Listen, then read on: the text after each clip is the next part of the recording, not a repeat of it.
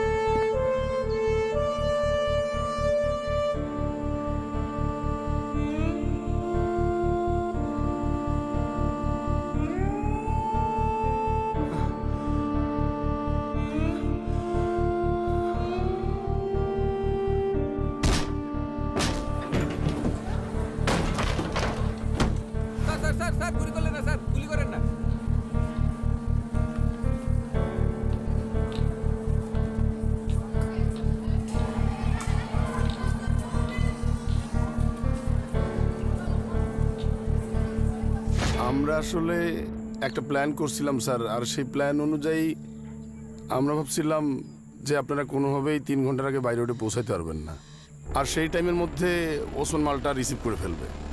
কিন্তু ওসমানের একটা ভুলের কারণে মালটা ল্যান্ডেই পৌঁছাইতে পারেনি। এরপর আপনারা তো তার আগে স্যার স্কুলের পিছন দিক দিয়ে পাহাড়ের সাইড দিয়ে এসে অ্যাটাক করলেন স্যার, আর আমরা ধরা পড়ে গেলাম। কি আর করবার রতন, তোমার কপালটাই আজকে খারাপ। আমি তো তোমাকে আগেও বলেছি এই 5 লাখ টাকার গল্প তুমি আমাকে খাওয়াতে পারবে না। তোমার 4 কোটি টাকার মাল কোথার থেকে আসছে, আসল কাহিনীটা কি, আসল গল্পটা বলো। আর কোনো গল্প নাই স্যার, আমার ক্ষমা করে দেন স্যার। রতন, তুমি কি সারা জীবন জেলে পচে মরতে চাও? নিজের পরিবারের কথা ভাবো রতন, ভেবে বলো। আমি স্যার মাল এখনো পানিতে ঘুরতেছে, আমি মাল আনি নাই স্যার।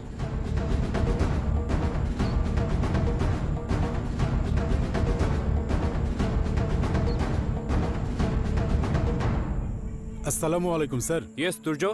স্যার, আমরা জিজ্ঞাসাবাদ কমপ্লিট করেছি স্যার। ওকে। এর থেকে স্যার আমরা বেশ কিছু ক্রিটিক্যাল ইনফরমেশন পেয়েছি স্যার। ওরা এখানে স্কুলে যে কাজটা করছিল স্যার, এটা বেসিক্যালি ওদের ডাইভার্শনালের এফোর্ট স্যার। স্যার, ওদের মেন অপারেশনই হচ্ছে বে অফ বেঙ্গল কোস্ট থেকে 5 নটিক্যাল মাইল বাইরে। ওকে। এই ইনফরমেশনের সাথে আমরা জানতে পেরেছি ইললিগাল ট্রাফিকিং এর মাধ্যমে ওরা বেশ বড় অঙ্কের মালামাল স্যার বে অফ বেঙ্গল দিয়ে বাংলাদেশের দিকে নিয়ে আসতেছে sir. Okay, I think this is the right time that Navy take over. Right, sir. Okay, so let me talk to the brigade. Yes, sir. And I will let you know shortly about the decision. Yes, sir. Okay, please carry on with your job.